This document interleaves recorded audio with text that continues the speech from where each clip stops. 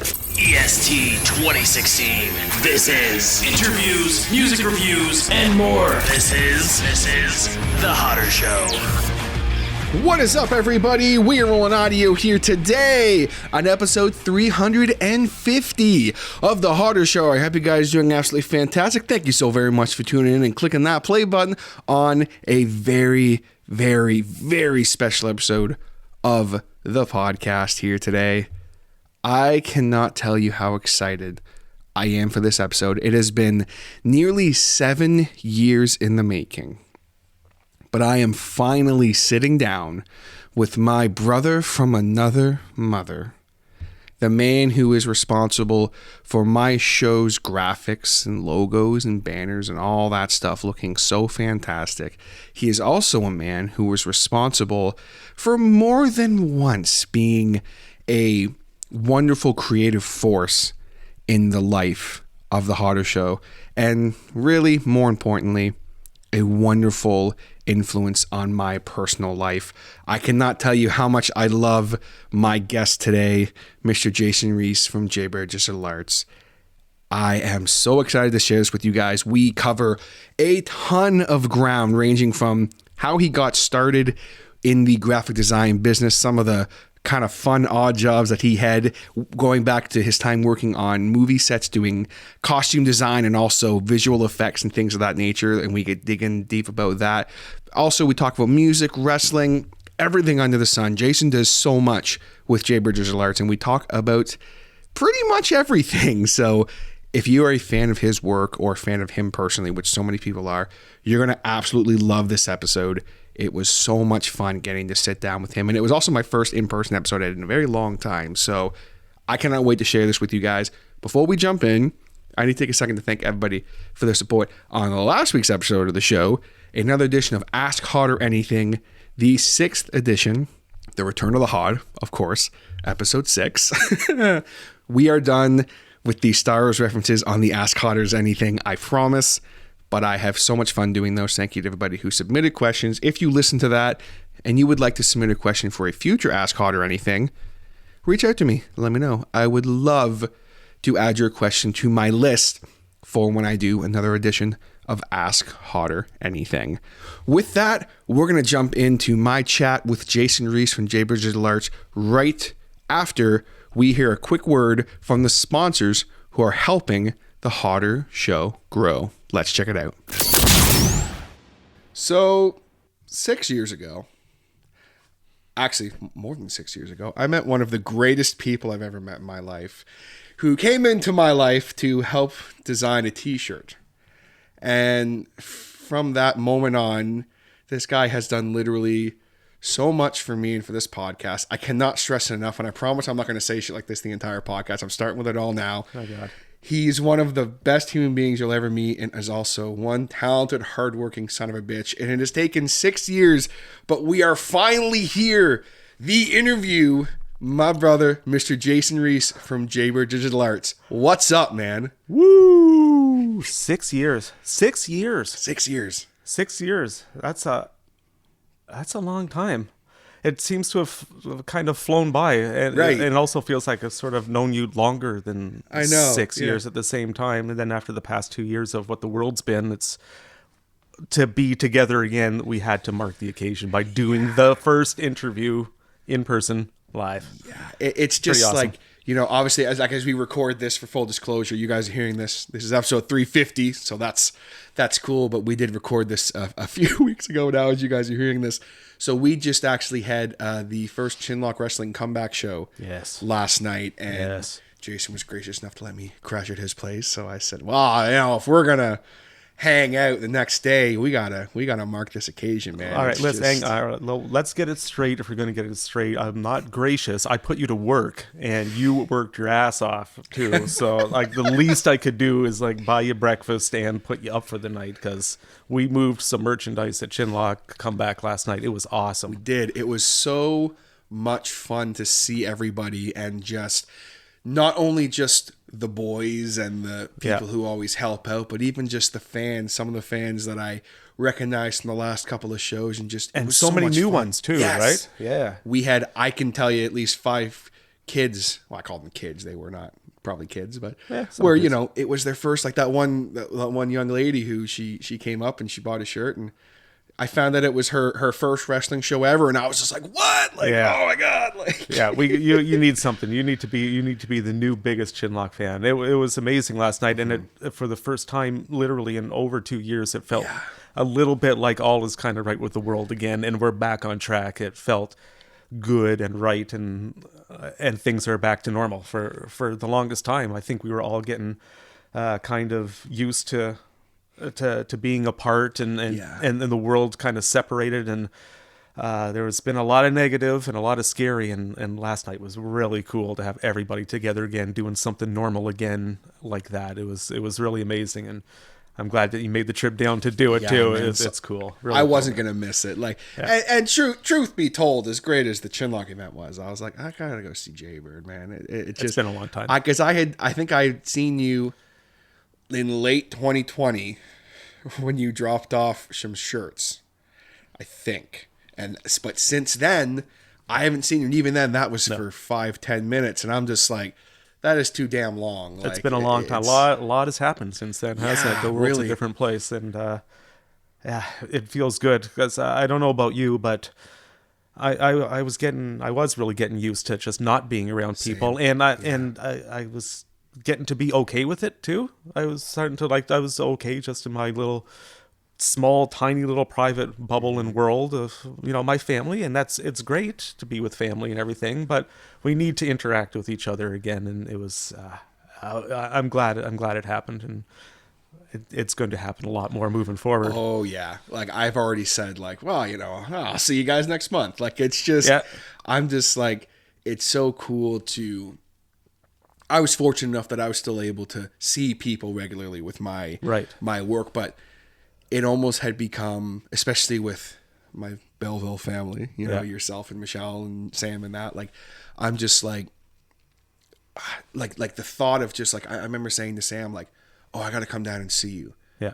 And like, I was like, well, why haven't I? Like, there's now things are kind of chilled out a little bit more. It's like, and it's so awesome to just be able to say, here we are, we're here.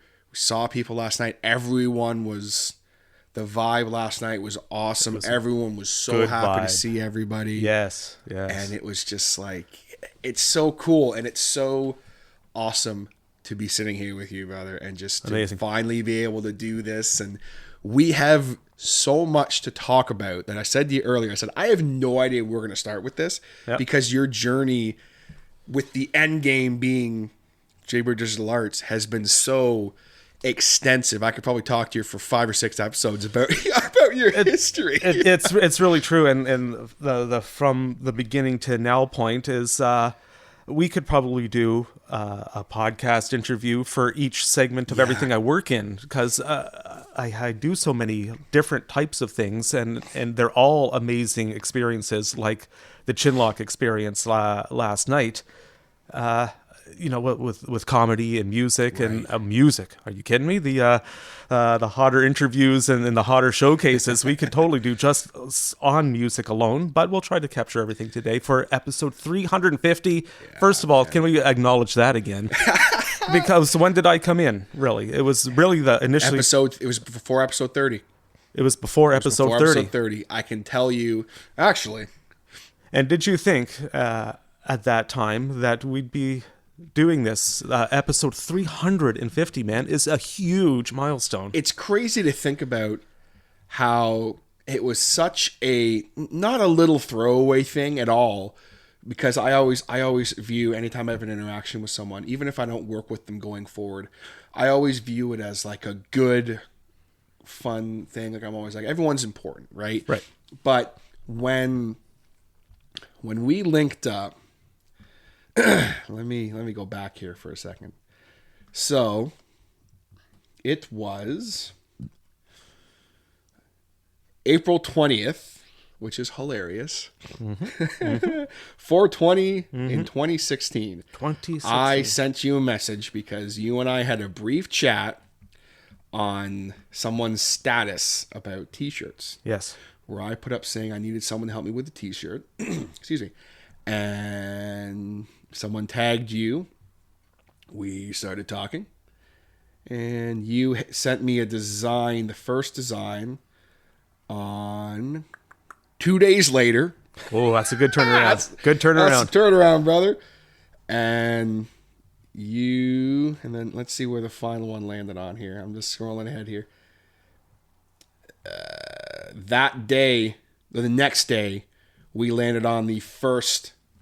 Actually, wait, sorry. No, hang on. This is for continuity here. And you started sending me music right away, pretty much. Oh, really? Yeah, that day we landed on the first official Harder Show design of the logo. Yeah. Right? Yeah. And it's so cool to think, like, holy shit. Like, that was... Look at how... I thought it took 3 days to land on the logo and the T-shirt and everything. And I still like it.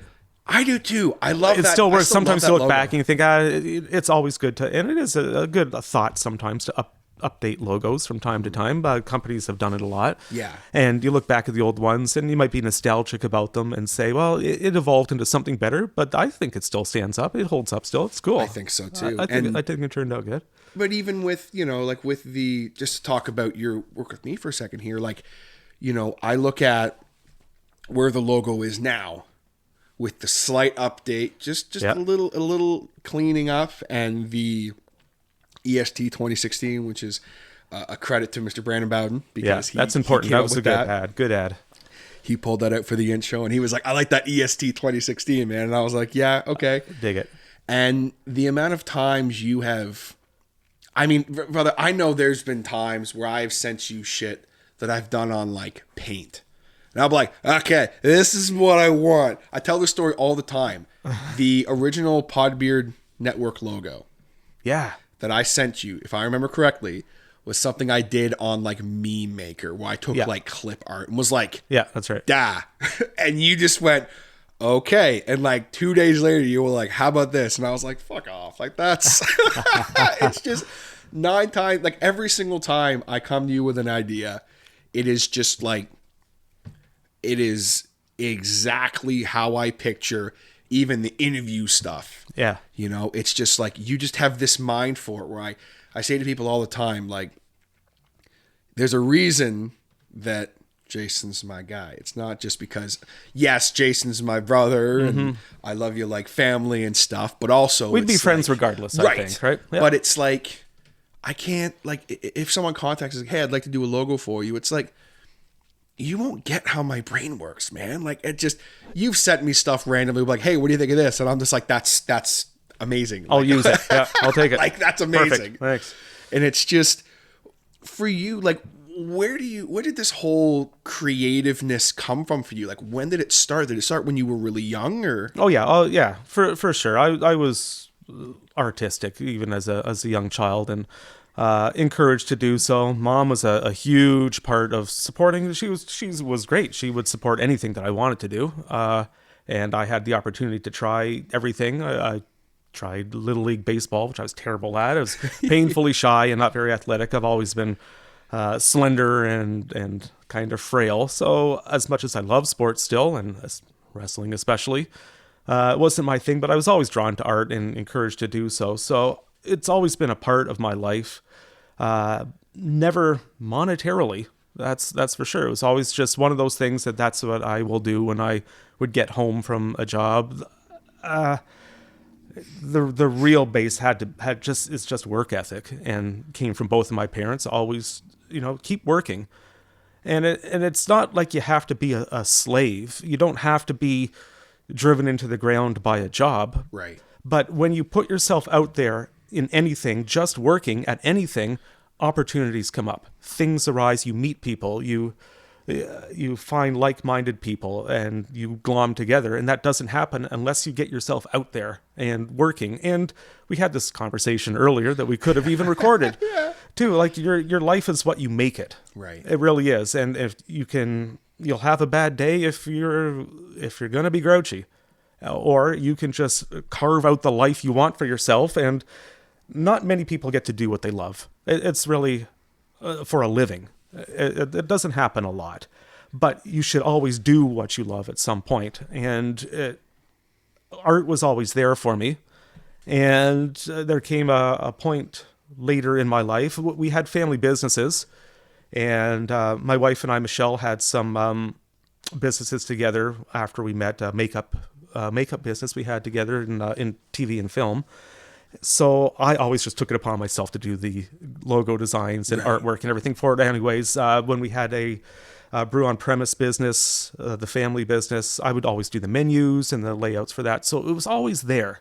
It was always something I had been not even consciously honing, but I never let my art go. Kind of always dabbling in it. It was always, right. I always had, because everybody should. If there's something you love to do, you should do it. Even if you're not making a living from it. Guitar, after you're done washing dishes at the local, your day job, you go home and you practice and you play guitar because it makes you feel good. Mm-hmm. So art was always like that for me. And the crossroads in my life came when we decided the family business was going to be sold, and okay, so I'm going to need another job. And my loved ones, my wife and my parents and my in-laws, everybody saw that in me. They said, why don't you do this? And I'm not sure. It's scary to take that leap of faith to think that, can I do the thing I love and have it provide for me? Because it's a great ideal to want to do that thing you love, but you can't do it at the expense of your place in society and working and providing and trying to make a life. Plus, I like to help people, and unless I'm in a good place, I can't help other people. You have to be settled, then you can start really paying it forward in a meaningful way. So they forced me by just buying me my first online course in graphic design, which happened to be like an introduction to Photoshop, which I think I got 98% on because I'd already been using Photoshop for years before that. And I just got my online diploma from Loyalist College here in Belleville. Did it all online. It took a couple years. And it was only just a piece of paper, for sure. And I did well in it because it's something I've been doing anyways. But that was the real kick in the pants to, you can do this. Mm-hmm. Trust in the process. Trust your gut instinct and what you love to do. Take the leap of faith, jump off that proverbial cliff, and know that parachute's going to open. And literally, I haven't been doing that this long, especially if you take out 2 years of COVID lockdowns. I was only really getting into it when we met 6 years ago. What I did for you were the initial Jaybird designs of really in earnest it being a legitimate business. And I just, where do you start? You start by just friggin' doing it. Just do it. It's a dumb Nike slogan. Just do it. It's totally true though. Do it. But it's true. It says, okay, well, where do I start? Instead of worrying about where the jobs are going to come from, just make it happen. And it's funny that you still had that initial thing and how we met, because 6, 7, 8 years later, it was just 2 days ago, yesterday even, before Chinlock, before we left, checking my social media, people are still tagging me in requests on social media looking for a graphic designer, and that's still that's the new word of mouth. Yeah. And I'm still using it because it's still effective. And if I can, now I have a body of work people can look back on, but we've come a long way, you and I for sure, and Jaybird, but the beginning was just something that you're born with, and really, really being lucky enough to have the right system of people around me, loved ones that say, do this. Like, don't think about this. You are good enough to do this, because you never know, right? You never know. And now that I am where I am, I try to say that to people I see that come up in my life and aren't sure about their place or are feeling strange about what they're doing for a living or their situation. And I'm like, I'm a living example of it. Find that passion, keep working it, whatever it is. We all have it. You all have, you have to realize it in yourself, but everybody can do it. Right. Well, and that's the thing is, like, with you, I've always found it so inspiring anytime. I mean, there's been times where, if I'm going to be honest, where old Jaybird's maybe talked your boy off the ledge a couple of times with just hardships you just do with the podcast and stuff, and just like having that drive where it's just like you know that, hey, I took this leap of faith. I did this. I, have had struggles like anybody, with stuff. And it's like, hey, if I can do this, you can do this, right? And if you have that drive in you to work hard and be passionate about what you do, you'll be successful at it, regardless of what it is. If you your goal is to be the number one hot dog eating champion in the fucking world, you can do that if you want. You just got That's right. And there's something for everybody. That's right. You stick with it long enough, and one day you'll find yourself at episode 350. Well, yeah. Right? Yeah. Well, that's it. It's like, I always chuckle because it's just like, for me, I look at where I started, even where I was when I met you, and how I was doing the podcast at the time. And now even looking at this being really my first in-person chat I've done in a very long time. It's years. At least. Yeah. And it's just like, man.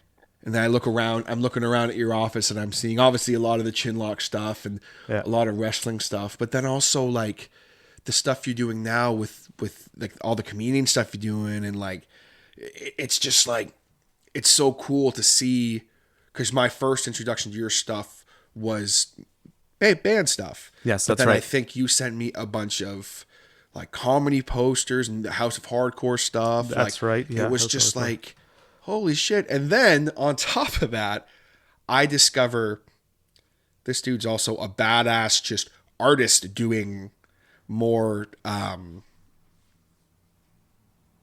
trying to think of the word I'm trying to find here. Like your postcards and like the art, the art. Yeah. Like, art, really. Just art. Yeah. And that's part of the process. The stuff you're looking around at and seeing that isn't really for anything was part of the process. If it's something you love to do and you don't have a job, it's easy to start thinking, well, how can I get it if I don't have anything to show people? Right. Well, this is what you love to do. Just keep doing it. It sounds so goofy and it's so basic and it's so true. Just keep doing what you're doing. Don't do it for anything yet, but you get those opportunities by creating them yourself. I'm an artist, so I'll just keep making art and keep showing it and keep doing it. And if nothing comes up, the only thing that's going to happen is I'm going to get better. Right. And it doesn't feel like work and it doesn't feel like practice. If it feels like practice and you feel like you're forcing yourself to do it all the time, that isn't the thing that you're passionate about. I've not once ever felt like, I gotta, even when I was taking the online courses, I never felt like the homework was something I was begrudging.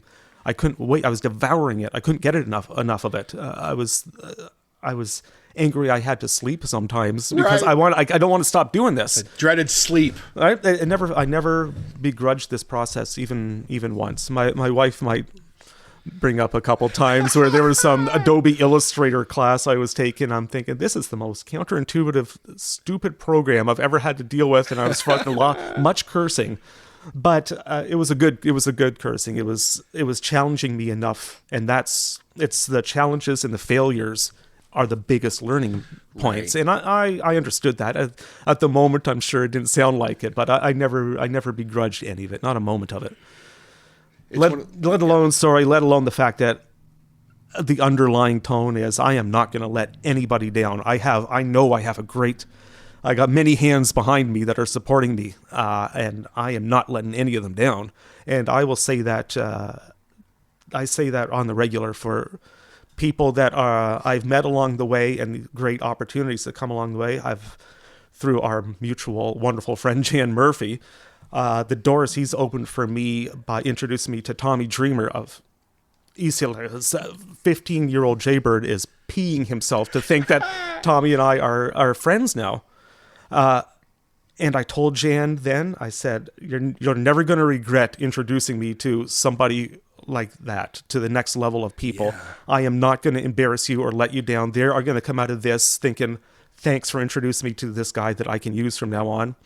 And it's funny to see that now rolling along into Tommy has opened up. He gave me House of Hardcore graphics to do for years. I was doing all their posters and his merch because it's an opportunity, and I'm never going to let anybody down. I can be recommended with complete confidence to anybody, and it's a neat place to be, and the opportunities are great. And knowing that the people have that confidence, like I'm someone who I really don't. I'll recommend people if I really believe in them and I know, hey, this person is gonna, they're gonna do you good. And like I always say, like the two things I always have a hard time recommending are guitar teachers. Mm-hmm. So if I recommend a guitar teacher, you can take that to the fucking bank, or people who do any kind of graphic design stuff, because it's the thing of, oh yeah, my son does graphic design, right? And it's like, no, your son plays on Photoshop. Sorry, there's a huge difference. That's right. Yeah. So it's like you can have people who are like, oh well, you know, I'm a graphic designer, and it's yeah, recommend me to your buddies. But for me, it's like if I recommend somebody, I'm like, no, this is like when someone says I'm looking for a graphic designer, and I comment and I say, Jaybird, this is your guy. This is the only person you will need for the rest of your life. Do not waste your time with anybody else, because you're going to get the passion, you're going to get the hard work, and you're never going to regret working with them. Like that's, you know. And I appreciate that and agree with it. And there's a lot of talented graphic designers and artists and people in the world, and I'm far from the best of them, but I do know I will bring a work ethic to the table. I will still turn around in 2 days if it's at all possible. Yeah, man, it's a combination of a lot of things that create success, and I don't know what the ceiling is on it, and I'm excited to see it now that we're doing shows again and things are happening. But I'll guarantee I am going to give you 100% of what you need. It's like that with guitar, any sort of teaching, frankly. These are pretty intimate things when it comes down to it, and you can have a ton of talent doing this, but if you don't have kind of a connection with the person you're dealing with it, that is a real X factor, because I understand that everything I do is going to be for somebody's business or show or podcast. It's going to be for their passion project, and that means they want it to be the coolest, best thing. They want to see what they feel inside them. If they could do it themselves, they would, but they can't. So it's hard for them to convey that. And frankly, dude, I like little sketches. I like when people send me even stick figures, because, okay, now I know I can make it look refined, but now I can see what you want me to make refined things, where you want it to lay out. And then I can grind that stuff out super quick. But I will give you that personal experience. Like, you could get great artwork, but if seems like a real chore to the back and forth with the graphic design company you're dealing with, or some generic guy from Fiverr. Yeah, you know, it feels a little bit like you could be a little less passionate about your passion project, because it seems just sort of anonymous. But I am going to be as excited about your project as you are, because I think for me, it's another opportunity to do what I love. But I feel like I'm also helping people realize what they love, and that's like another level of cool. That's right. And I like that feeling as much as I like just doing what I do for a living, is sort of enjoying other people's passion. I feel like I'm always bombarded by passion. Hell, man, that's a good place to be in. There's a lot worse things to be bombarded by than passion, right? A lot, yeah. People contact me excited about something, and I'm like, ooh, I feel excited now. It's better than coffee. And I love coffee. Yeah, so we already I got some coffee in us today before we started. But well, then I mean, I think you see that with your work with Chinlock is a beautiful example where you were brought into that to do graphic design stuff, and then now you work in the merch, and you're as much a part of the show, and people are as excited to see you as they are to see some of the talent and that's stuff. just wild. And Jan Murphy and Justin Cousineau, who that's really their child that they sort of inherited at Chinlock 1, which was before my time, because that was an event that was put on by another guy who bailed on this project, on this wrestling event that was supposed to be for a charity. And if you know Jan and Justin, they're not guys to let something like that happen. They wanted to make that right for the charity. And afterwards said to themselves, this is something that we can continue to do to raise money for charities. Plus, it's something that we're passionate and love.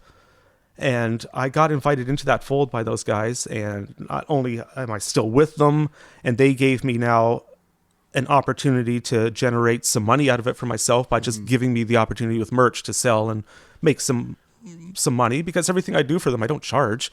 This is this is charity work and passion work. And at the beginning, they brought me in. They didn't have to. There's lots of talented people that could have pulled this off. And especially then, I wasn't at the level I am now. But now those aren't, come on. You know it. You've seen it. Those aren't clients. Those aren't anything. Those boys are family. Yeah, that's your family. And I recently said this too in another online exchange of, can anyone recommend a graphic designer? And a bunch of people tagged Jaybird, and it seemed like it was for a comedy show, and it seemed kind of overwhelming in the thread how many different comedians came forward and tagged me in it.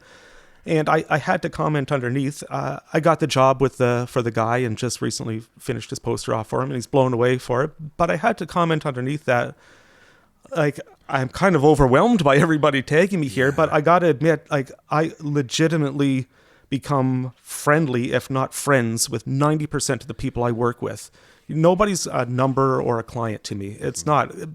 If you share that initial passion and give somebody something that's above what they expected, and they're more excited for their gig or tour or show, that's like a bond now that we can't break. Right. And I find myself with so many friends now, and like you said at the show last night, people are now looking for Jaybird, which is almost embarrassing. I'm an artist guy. I work in a merch booth, and people are saying, hey, look, it's Jaybird. And I can't even wrap my head around that. I appreciate and love it, but it's a strange feeling, but it makes me proud. It gives me a sense of pride, because I want people to feel good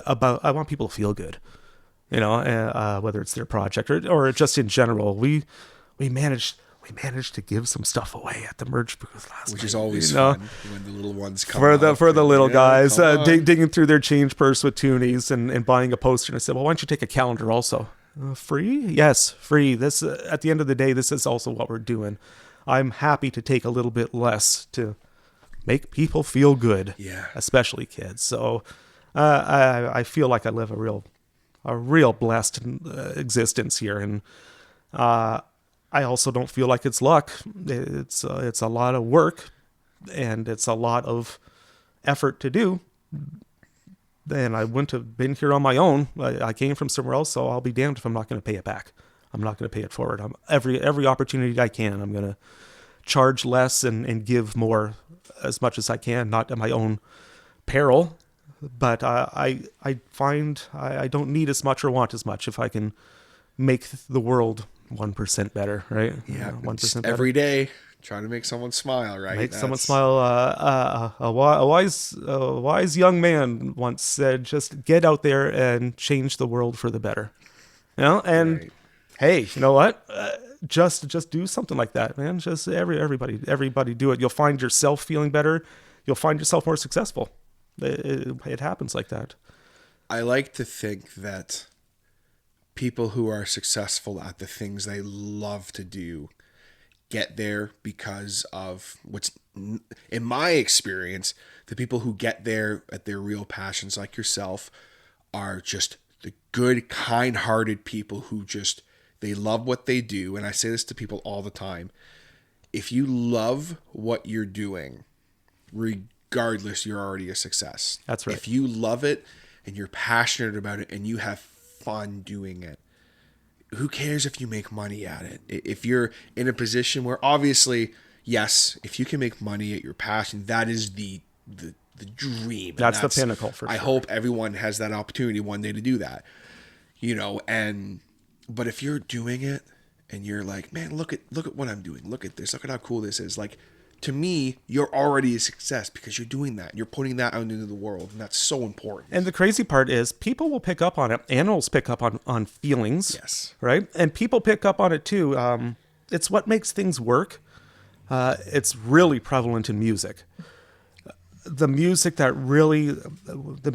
that make music that gives them chills, you can't help but get chills from it, and it crosses over genres.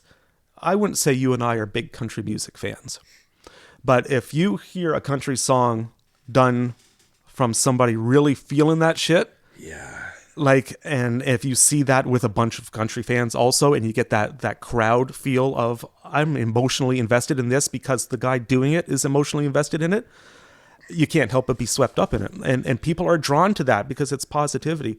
Eminem has a similar thing like that. He sort of transcended a lot of musical barriers just because he is just gonna attack his passion and do it with his whole heart. And you feel that in the presentation, in the final product. I hope that what I do feels, you look at a poster or a logo and you think, wow, that's really super cool. You can tell that something really, a lot of love went into it. You can feel it. And no matter what that thing is, a piece of art or a piece of music, when it's done like that, you can't help but have people sort of be drawn to it, even if it isn't their thing. And I think just something I was thinking of when you said that about country. I think one of the best examples I've ever had of that was there is a song that mostly everybody knows. It's called What Hurts the Most. And it's a country song that Rascal Flatts did it, and it was super, super popular. And I never really understood that song. I was always like, I get why it's a hit, whatever, yeah. Until I saw a video of the original songwriter. His name is Jeffrey Steele. And that song's about his son passing away. Oh, man. And I wouldn't have known that if you... Right. And he's playing this song live. And I'm watching this man and the emotion that is pouring off of him while he's singing this song. Enough to give you goosebumps, right? And I'm like... I thought that was I never liked that song. And I'm watching him going... Like, how is this not? And at the same time, I'm always like, how is this not a hit single for him? Right. And that's the journey. But like, I remember thinking to myself, like, fuck, like this, what I'm feeling from this, like, I can't. And then now I'm a huge fan of that song. And it's like, because I know the story behind it. I know how much emotion that he put into it. It's like, it's true what you say. Like, it's just, it transcends, even if we're not a fan of it. If I hear, like, I'm a big Aaron Lewis fan. Yes. Before his country stuff. But then even with his country stuff, some songs that he has, it's just like, you feel like just the heartbreak he's talking about. And it's just like, fuck, like, this is so raw and real. Like, you can't deny it, You can't deny it. And it's a place that we all should strive to be at in everything we do. And It doesn't even matter what you do. You could be a ditch digger. But if you put passion into everything you do, only good things are going to come from it, and it'll be infectious. The other ditch diggers, the other custodians, the other cooks will look at you, and there's going to be some people that are just like, you beyond reaching, and are just going to be miserable, and you can't let that bring you down. But you'll be amazed to see all these other people that are, well, I want to go in this direction. He's doing something. Why is he so happy? He's a ditch digger. I don't know, but he seems happy, and everyone likes happy. I want to be happy. I want to be happy. I want to believe in this world. Everybody at the end of the day just wants to be happy, right? That's right. And everything you do, every decision you make, and everything you do in life is going to have that ripple effect. And why not have it be good? Right. It's easy to have it not be good, and it's actually surprisingly easy to do good. It doesn't take much. I like to say that it takes a lot more effort to be negative and be miserable. It's draining. Than it is to be. I say this a lot. Like, for me, trying to be kind to someone in passing, go to the drive-thru. Hey, how are you this morning? And I genuinely am asking them, and if they say, "Oh, I'm good. How are you?" It's like, rough morning. Like, I've had this conversation before through a drive-thru. Yes. Like, there's no one behind me, and I'm like, busy morning. Like, and this person, we have this little conversation. They're like, wow, like, thank you so much. For 30 seconds, they feel like wow, this person gives a shit. Yeah. I'm not just let me get a large double. It's like, hey, man, how you doing this morning? Like, and for me, like, it doesn't take any effort for that. Nothing. But also, it's also selfish because for me, I'm like, I get something from that too. Mm-hmm. Maybe more. Yeah. Maybe right, more. Right. And you know what might happen? They might turn around and do that to a coworker or another customer who seems to be coming through their till as a cashier, and they seem to be having a day, and they do one thing to make them feel better. And all of a sudden this weird effect happens where people are doing one kind thing all the time.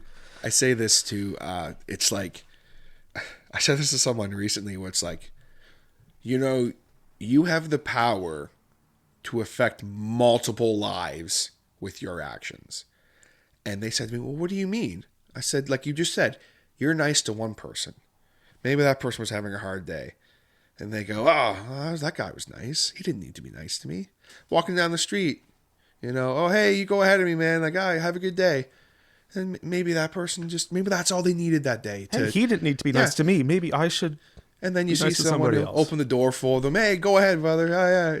And then next thing you know, 12 or 13 people have been affected because of that one person that you were nice to. And I don't like to look at it as a selfish thing, but like the reality is, you know, maybe it is for me, but like you have that power to do that. And with things that you do and how you act with people, like I think you're a prime example of it too, where just you saw it like with the comedy thing, like all these people, like, yes, he does great work and it's his work ethic and everything, but it's also like, this is the only guy I would go with because it's just an enjoyable process. Yeah.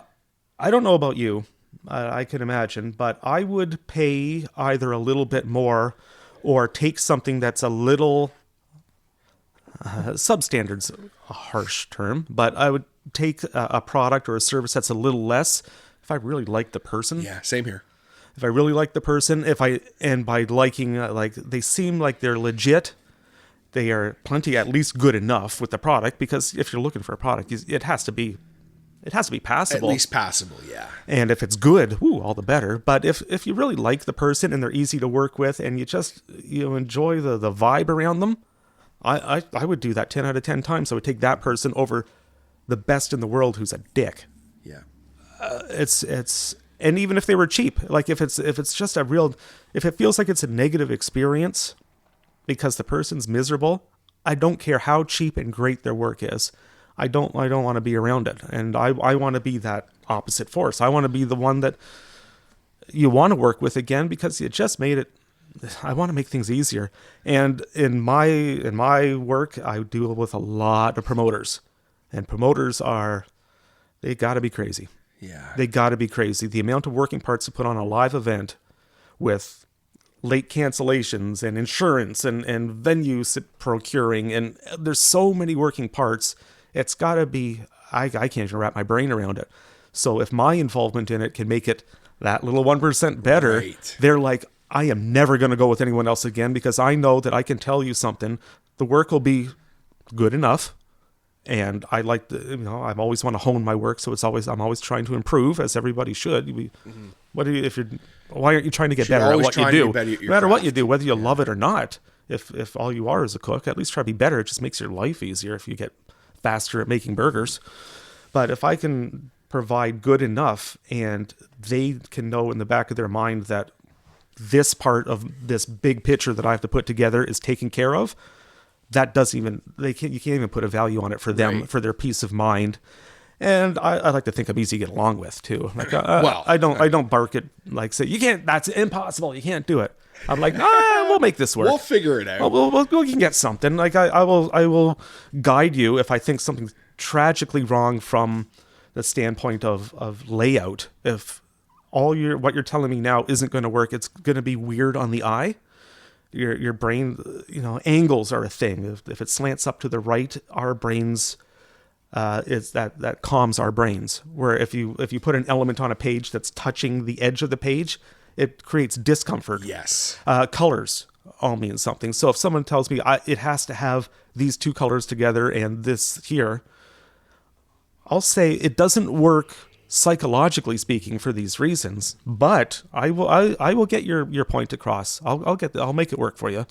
And I'll put their mind at ease. And like, I'm glad to hear you've always said like, it's perfect. Yep. That's exactly what I had in my mind. It's what I'm striving for, even if it isn't what you thought it had to be to begin with.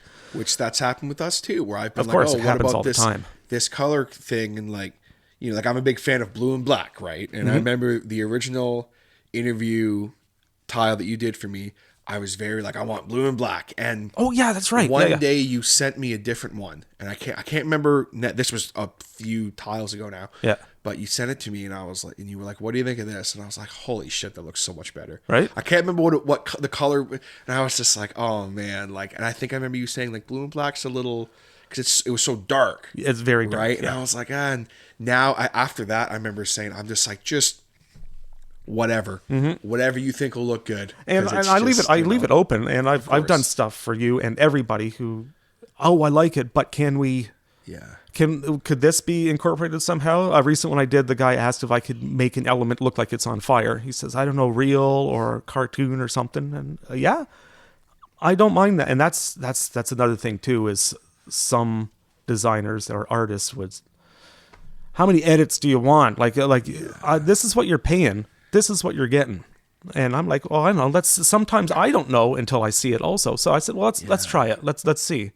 And it's like, oh, boom, the first one turned out to be perfect for him, and woo, that's a 9 win. times out of 10, I'm sure it's the first one. Like, Yeah, it's like just, and especially when it's like a small element after the main thing is done, I'm Right. like, okay, I know what this person wants to see. I get the overall vision. Again, if people come to me because they can't do them themselves, they have an idea in the head. If they could have done it, they wouldn't need me. So if I can get that initial one, if we can get close, we dial it in quick. excuse me, and then you kind of get the vibe of, okay, this is what this person likes. Yes. You know, Everyone's It's got like, a style, yeah, and okay. that's the hard part of the job for sure. Yeah. Is having to create different vibes and styles. Like everyone's got their own thing to do. You don't often get a chance to, just have someone say, just do your thing. Go nuts. Just do your thing. And I'm starting to get there now, and it's really fun with the godfather of Canadian comedy, Kenny Robinson, who's met again. Jan Murphy introduced me to a mutual friend, Ryan Denis, Kingston comedian, and you want Hustler, man. He has his own property management company, and he's up every morning the crack of dawn, doing garbage runs and cleaning out absolute atrocities in student housing cleanouts. That it's unholy stuff, and still promoting and then still pursuing his passion of comedy. And Ryan introduced me to Kenny Robinson. I'm like, how am I meeting these people? And just keep doing what you're doing is what I think in the back of my mind every time. I'm like, don't even overanalyze this, buddy. Just keep doing it. So now working with Kenny, who everybody heralds as like a real major influence in helping them build up their comedy or whatever careers. And I'm another one in the line that he's given opportunity to. Yeah. He's starting to say, I need a new poster. Silence.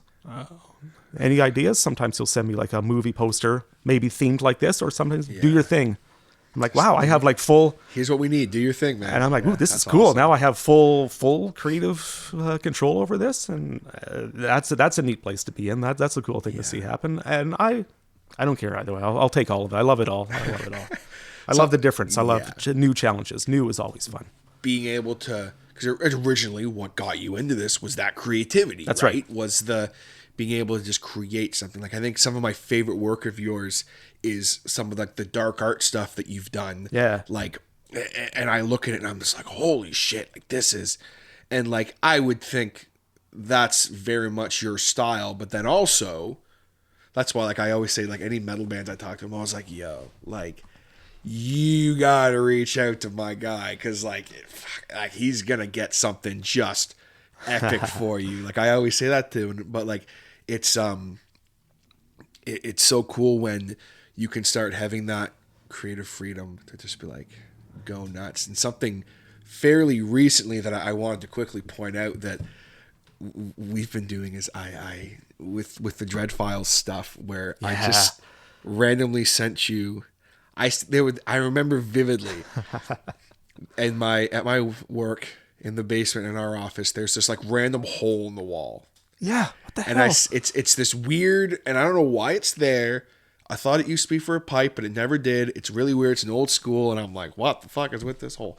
And I'm looking at this hole one day, and I'm like, yo, what if like there was like an eye in there or something? And I remember I took a picture of it. Actually, maybe this wasn't the first one, but I remember I sent it to you. It's an early one. And I was like, like an eye or something?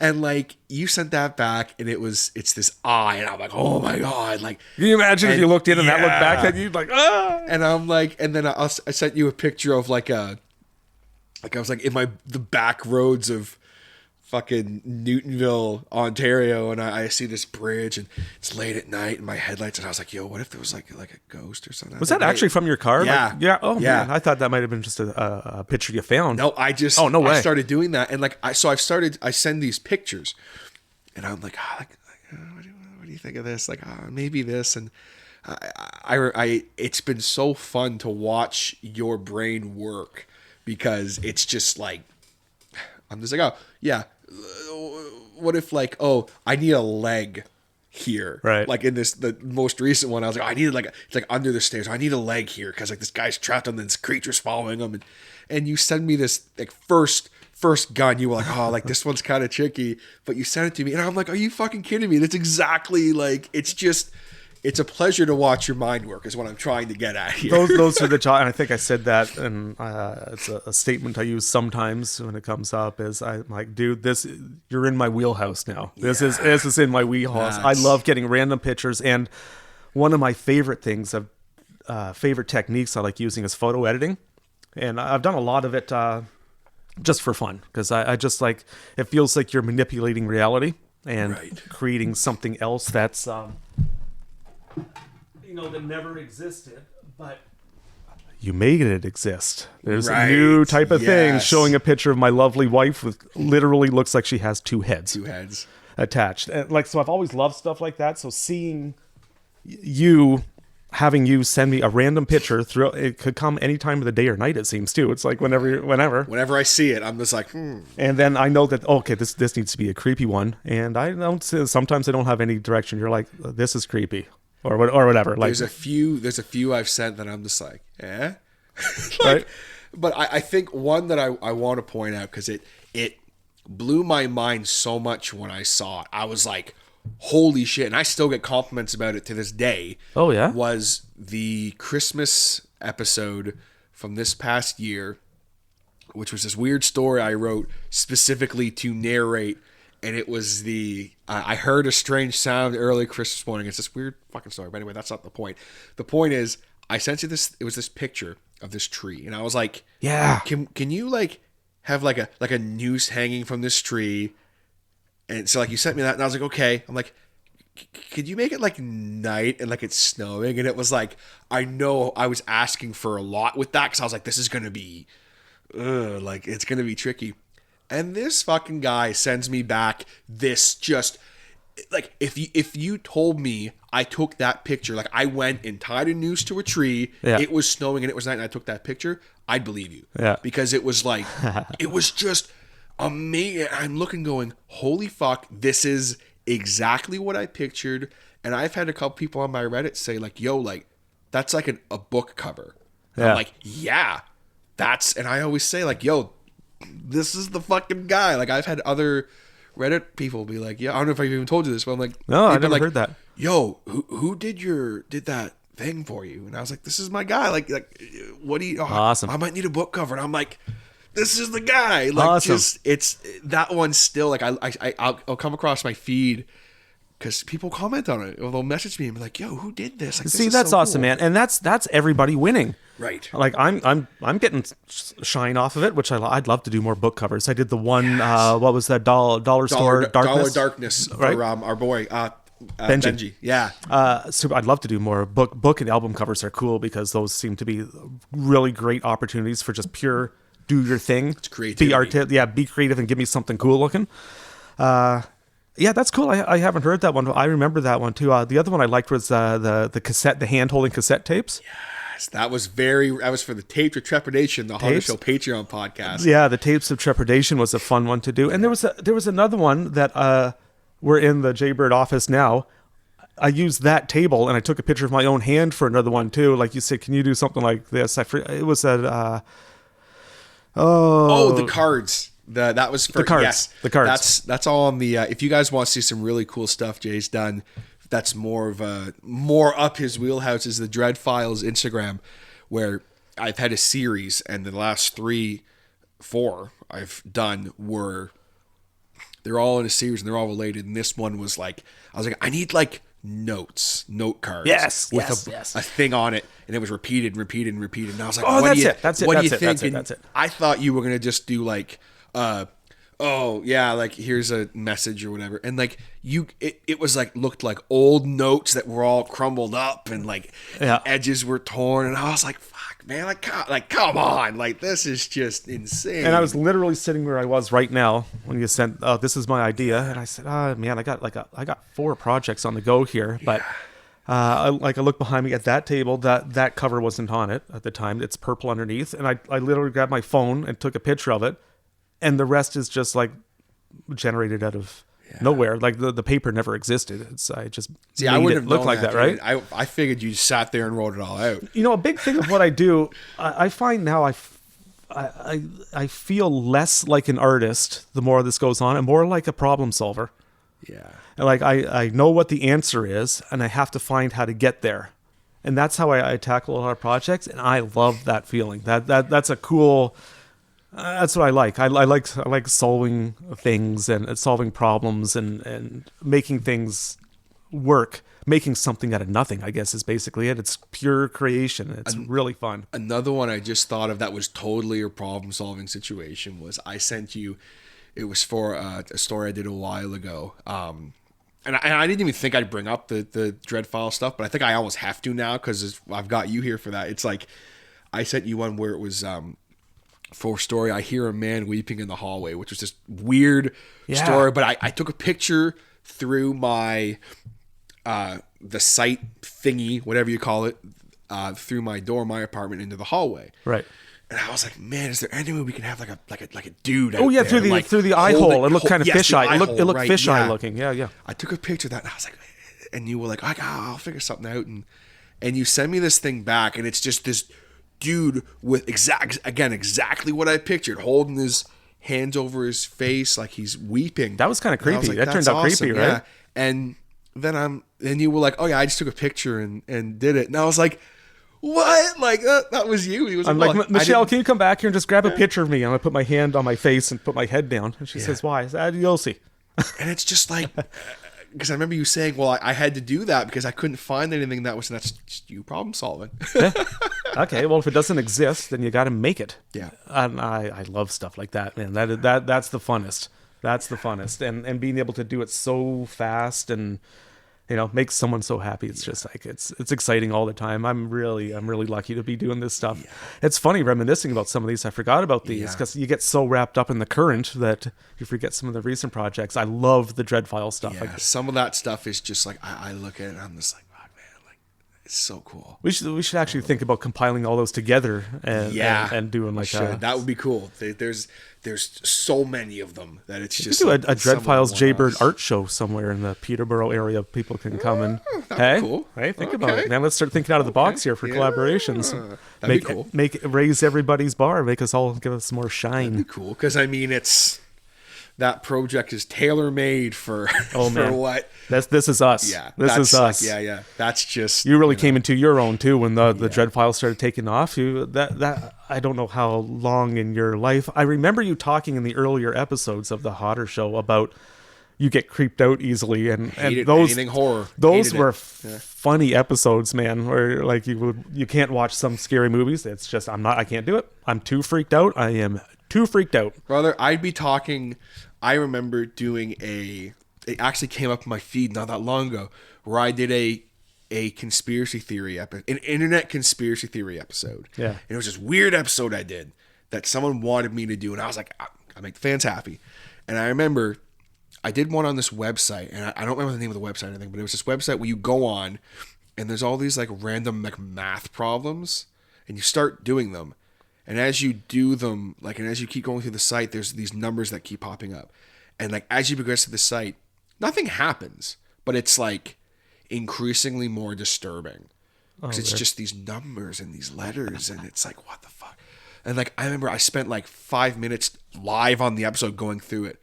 And I remember at one point I just went, I can't do this anymore. I can't do this anymore. Something's going to happen. Oh my God. And like, I'm reading one of the first things I did where I read through like Reddit stories or whatever. I'm like reading through it. And I remember after I was done the one little story, I said on air, I'm like, I'm too terrified to keep going. I was like, I can't do this anymore. But I kept going. And you can hear like halfway through, I started like, oh God. I start getting scared, and it's like, now I'm just like, what the fuck? Like, now we're where we are now, and it's like, what the fuck? It's funny, right? Like, you know, you took yourself out of your comfort zone, and you discovered something. Your voyage took you in a direction that seems to, we're still going that way, and it seems to be growing and getting better and better. Who knew? Weird. Who knew? And I love it. I love that stuff. That's among my favorite stuff you've been doing lately. Yeah. Those are really fun and taking off. And you know, how many people have you met through it, and how many more interactions? And it's so neat to see stuff grow like that. And sometimes you start in a direction and it fizzles out too. That happens, and that's okay. You should always pursue something and see where it goes. Who knows where that road's going to lead, brother? Who knows? That's something I was going to bring up because one of my favorite things of my dear friend Jason here is that I will sometimes just get a hair at my ass about something, and I'll be like, you know what? Sorry guys, I just hit my mic fully. I was like, you know what? I'm gonna do a wrestling podcast, and I'll be like, Jason, we blah blah blah blah blah blah, and it's just like, all right, knock it out of the park with whatever, and then 4 weeks later, I'm like, oh, fuck man, there's just no way this is gonna happen. Jason, listen, all right, we're gonna do Two Guys in a Game is done, but we're gonna eventually do this other thing, and it's like, oh fuck, that's not gonna happen either. It's like, okay, all right, we're gonna do this, and there's been so many times where there's been these projects that it'll be done, ready to go, it'll look awesome, and then I'm just gonna be like, oh fuck, man, that's just not gonna happen. It's just Wayne Gretzky said, you miss 100% of the shots you never take, man. You keep taking shots, keep shooting, because you never know what's going to take. Right. The Two Guys in a Game was a fun thing for a while, and I still see the little cartoon faces pop up in memes from time to time. I used it this week, well, as you guys are hearing this, it wasn't this week, but for the Ask Hot or Anything, I used it for that because I'm just like, oh, I got to do, Ask Hot or Anything 5, The Hotter Strikes Back, and I was like, this is a dumb thing I've been doing with them, and it's like, well, I got to do Empire Strikes Back meme, and it's like I do them purposely terrible. Yeah, that's like, part of the appeal. It's part of the fun. And just having that folder in your laptop that is just a bunch of PNG cartoon images of your face with different emotions that you can easily just drag and drop. It's amazing. It's stuff like that. It's fun to have. You can do quick and make it fun. And look how long Two Guys in a Game might not have lasted. But those endured. Those came from it. Those are still there. Right? The wrestling thing that we started doing, I still use elements of stuff that I built and other stuff. Yeah. Like nothing's ever wasted by trying things. You have your right? style. Yeah. Right? Like you have your style, and I can tell by looking at something. That's Jay's work. I can tell by looking at it. I still use some of my Skull-A-Day things that I did now. That's like 8 years ago, where I drew a skull a day, just a piece of art on a 4x4 inch social media square, just for no other reason other than keep busy. Yeah. Keep working. No days off. Like do something. If I didn't have a project at the time, okay, well then I'm gonna do something on the computer. But last week I grabbed one of those and threw them on a metal show poster that I had. Like nothing is gonna be wasted, and it's all experience, and hell, it might even be more than that. It might be something you're use to generate money in the future. But keeping busy is all part of the game, and exploring something you have an idea about. Let's try it. Like nobody should hold back. If it's something you might think is going to work, cool. If it doesn't, that's cool. That's cool too. That's cool too. I think that in life, you always need to look at everything. I'm sure you'll agree with this too. Like everything is experience, no matter what it is that you do, wherever you've been, wherever you've come from. I like to look at everything as experience. I worked at this place for 2 weeks. Like, it's like, well, that's 2 weeks of experience you have, right? Like, and with your journey to, which I want to get into before I let you go here today, like, I want to briefly, because again, I could talk about your journey, full journey to Jaybird for probably 3 or 4 hours, but like, you and I could just sit and talk for 4 hours too. Yeah, we were sitting and talking before, but like, with the journey you've had, like you from the stories you've told me about these interesting places you've worked, Yes. and stuff like that, where it's like you've always taken a little bit of everything, Yes. you know, and you can always use it for experience, right? Always. I wasn't Michelle, my wife, Michelle, and I met in makeup school in Toronto. It was makeup for TV and film. So it was a 6-month course, and this random selection of people from across Canada and the world. Actually, we had students from Korea that were there, all come with a different thing in mind of what they wanted to get out of it. Some wanted to get into like runway fashion makeup, or some wanted to focus on standard makeup for a television show. There was a lot of guys like me that I'm here for the gore, baby. I'm here for the horror movies. Like, this is what I wanted to do. And, you know, Michelle's thing, I'm sure, was more glamour. She's been a hairdresser for 30 plus years. She owns her own salon here now, Mrs. Rees's Vintage Beauty Parlor. Check it out. Cheap pop. So we met there. We put a little business together doing makeup for film and TV for a couple of years in Toronto, whatever we could get. It never got huge. I think one of the movies we worked on made it onto the movie network. Made it to the Montreal Film Festival. It was That's a indie feather film. in the cap. Hey, Yeah. man, we're on IMDb. But while we were doing that, that's not consistent work. So we had regular day jobs and are always looking to fill in here and there. And during one of those down times, getting on the internet, I said, what is our skill set that we have? And part of that was sculpting. When you do appliances for creatures or faces, like alien faces, you take a mold of the actor's actual face, and then pour it in cement into a concrete.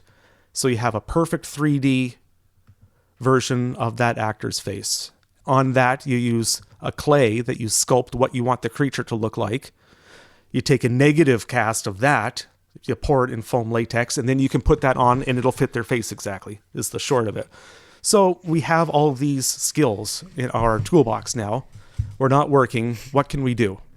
You know, we have day jobs, but you always want to be seeing. So I found online TSX Toys is an adult toy company based out of San Francisco. And I said, look, we're sculptors in Canada for freelancers. Is there work available? And there happened to be freelance work available. So for a short time, Michelle and I sculpted dongs that were to be manufactured as part of TSX Toys' dildo line. That's fantastic. And we got $250 American per dick. Well, I mean, if that's not winning, off a dick, so you know, I'll take it. If that's not winning, I don't know what is. And it was, we strangely had a lot of creative freedom to do so. Make them the lady, veiny, like whatever. I'm not sure if they're still around. The president's name was Tia Loya. She was a real nice lady, and she says, "You guys do your thing, and we'll approve it or deny it, but we'll just let you do your thing." What's the name of it again? TSX Toys. And Michelle actually really just flourished more than I did with this by, like, she was doing like fantasy things. She did like things like dragons and snakes and stuff. I'm thinking, this is awesome. It's so weird and cool that this is actually a thing that I said, I swear to God, I'm putting this on my resume. 100%. You should. Doesn't look like they're around anymore. No, that's cool though. I try not to think too much about where some of my work is going.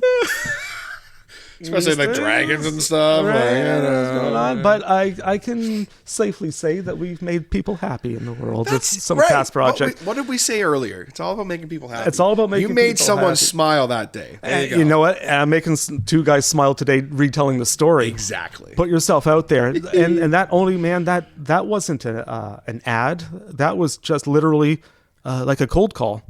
Just know what you love to do and put yourself out there, because you never know what's going to happen. You never and know. you know what? That's one of those tangents that just fizzled out in the end. In the end, it didn't go where. And as it turns out, they're not even in business anymore. But I'll be damned if for 6 months we made a little bit of money making dicks. And the story is worth more than any of the money we ever which made. is just amazing. Just amazing, right? And life is full of fun stuff like that if you'll just put yourself out there and do it. So the voyage, you're talking about the voyage. The voyage has been long and winding. The voyage is like a Long big and version veiny, of what our voyage has right. been. Sometimes it fizzles, sometimes it's going, but it's always fun and interesting, and that's what it should be. Man, that's what it should be. That's it. So just out of curiosity, I pulled you up on IMDb here. Do you remember the names of the films you worked on? Yeah, the one that made the film festival was 3.5. Yeah, here it is here. Yeah, I think Michelle for sure. Michelle took the lead on all of these because she was really great. She did hair also, and she was strong with regular makeup, which always has to be done. So I was an assistant to her as far as credits go, and sometimes I didn't make it. Another one was White Dog Sacrifice. Yep, there it is right there. I think The Quarry was a short film that was in there. Song of Wreckage. Song of Wreckage was great and came with a really neat story. It was a short film about a man, I'm not sure if he was drinking or just not paying attention when he was driving, and hit a young boy on the side of the road and killed him. And he was trying to cope with the grief and the guilt of that. It wasn't a full-length feature. It was just something, a short emotional film. But part of it is after he hit the kid, the headlight we had to put a little tuft of hair in the broken headlight, really gross, and blood and everything. And he gets out of the car and looks at it. And when he goes to touch it, the headlight cuts his hand. So there's a scene in that where he's laying on the couch, really sad. It's really dark. The drapes are closed. He's laying on his couch facing the camera, and the camera's a wide shot that zooms in closer slowly.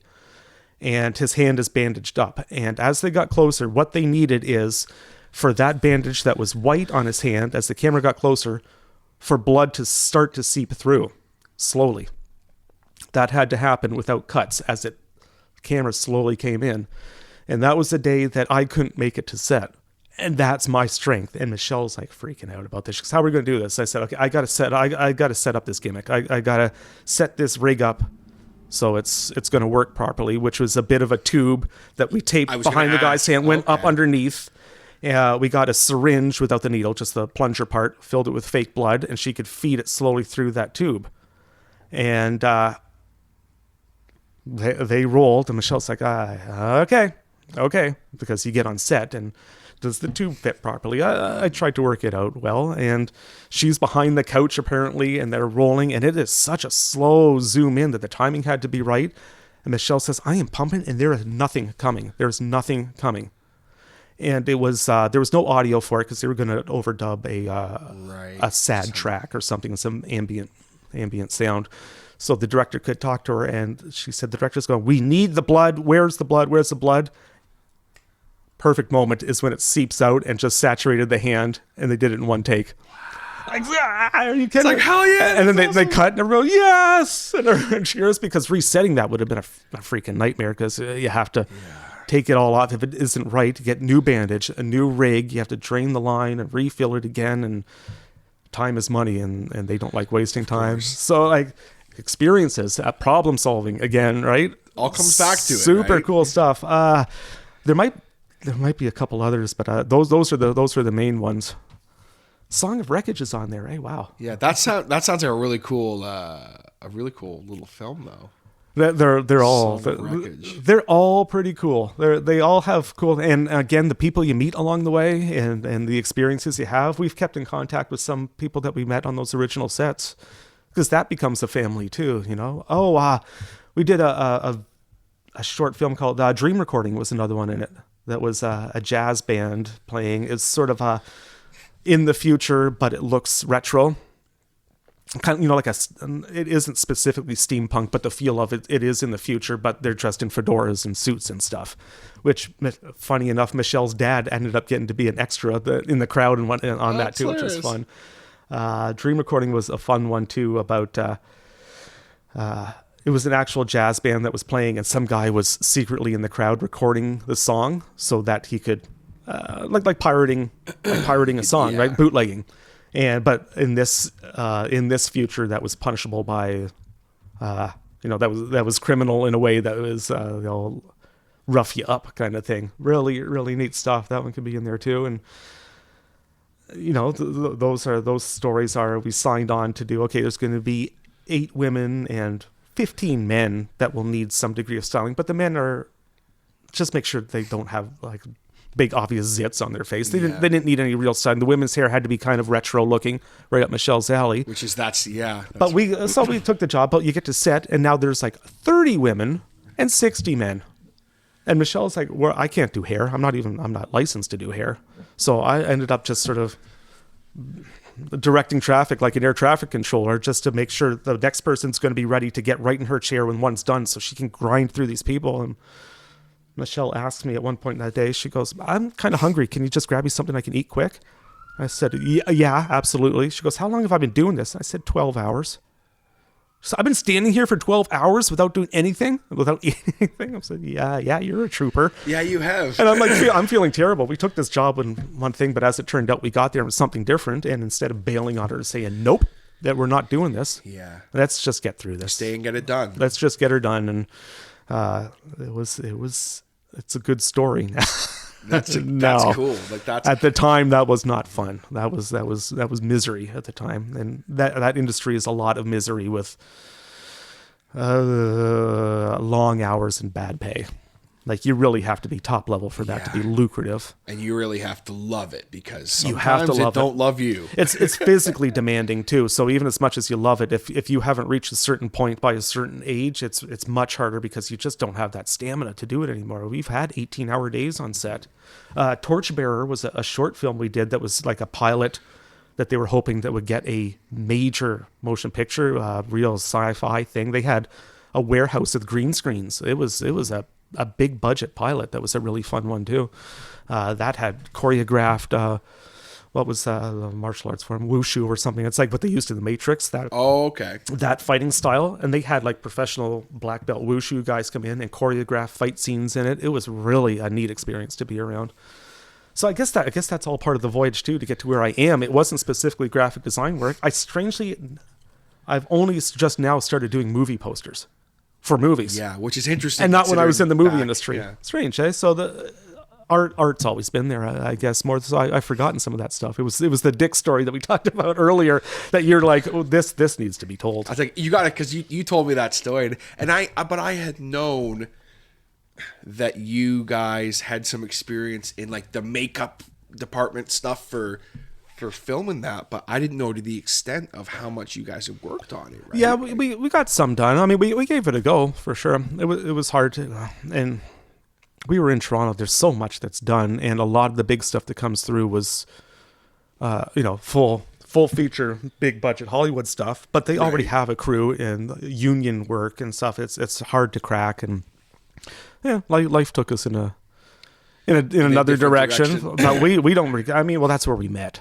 So at the end of the day, if nothing else happened, that's the part that we love most. Yeah. That's where it all sort of came together. And I don't regret a single job we ever took. At the time, we were like, why did we take this job? This is like no money, and this is a nightmare. But as part of our creative growth, that was just immeasurable for the experience we had and what you had to endure to get a cool finished product. And that was worth it. That was a great learning experience. That era of us in our creativity, and me for sure, certain. Like, yeah. Well, then now one day, if you're ever in a situation where, hey, we want to do this photo shoot, but like, is there any way we can like have like some blood or something come in? Like you're like, oh, you're getting the wheelhouse comment again too. We sure can. Yeah, you're getting the wheel. Okay, now you're talking to the right guy. Yes, we can make that happen. Can we do a photo shoot where like we get stabbed? It's like a gory, like, can you do it? It's like, oh, we sure can. I need to start pushing some of that on our hardcore wrestling fans. Yes. Fear the beard. I'm looking at you. Boys, let's get it done. Listen, listen. As great as it is to sometimes take a photo right after you've been cut open, why don't we turn the volume up to 11 on that picture, right? Why don't we turn that volume up on that picture and make something that's really going to make people excited? Yeah, I think of the merch opportunities for an 8x10 photo at their merch table that is next level. Like looks like a horror movie poster. Let's do it. Like that, guys. call me. I'm here. I'm available. Jaybird Digital Arts. That's Jaybird on all your favorite social medias. What's your idea? We can make it happen. We'll make it happen, man. Well, that's what's so fun now. Like looking at, kind of to bring it back for a second, like looking at the things that you really love to do, like, and the things you're passionate about, like the dark arts. I just call it dark art just for the sake of. I think I called it that at the beginning. Yeah. And like, as great as it is for you to do things like, using my stuff as an example, like the Two Guys in a Game stuff, which is a cartoon thing, and I was like, dude, here's what I want, and you were like, man, like that's very out of my. I only remember you saying, like, I mean, we'll make it happen, but like it's gonna be different. And I was like, I want it to be like, I want you to do it because I want it to not look like, oh, this looks like South Park, or oh, this looks like right.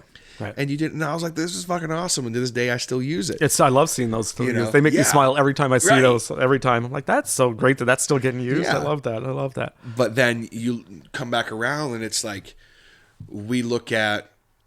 Like what we were just talking about, like having that experience with the horror makeup and stuff like that. And like, it's so cool to see. And I'm just curious, like, I know that's something, as long as I've known you, I know you're a big metal guy. I know you're a big, horror and stuff like that. Oh yeah. Was that always from an early age for you, or? Always. Yeah. I was only child, and my parents, both workers. I was a latchkey kid in the States. When we lived in the States, my dad's military. Mom was very short time military. She was out of the military before I was born, I think. But she worked at the Canadian Embassy in Washington, D.C. And so I was kindergarten to grade 2 when we lived in the States. And what age is that? You're the guy. Oh, jeez. So six to eight or something like that. That zone. Right. So I'd be coming home and letting myself in and eating something before my parents got home. Yeah. So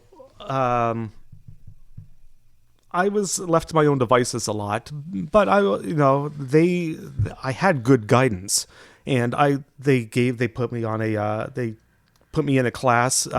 Microwaves were so big back in the late 70s, early 80s as they're coming in. There was a course, microwave cooking for kids, and it was like all ages, including very young. So I knew how to warm something up. I'm not going to use the stove. I'm way too young for that, but I can get myself a snack while the half an hour until they got home after letting myself in.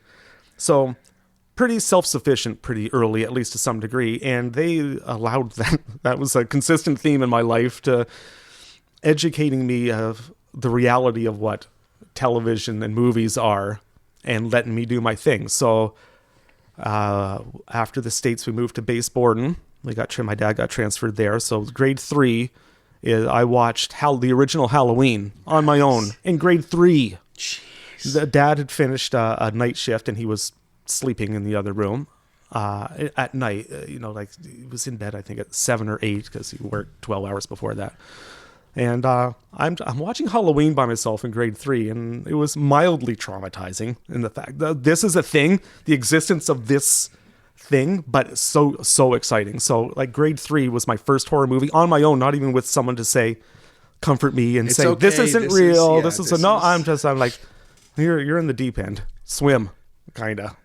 But you know how to swim, so to speak, right? Like mentally I was okay enough to be able to deal with this. And I was like all right, I'm into this.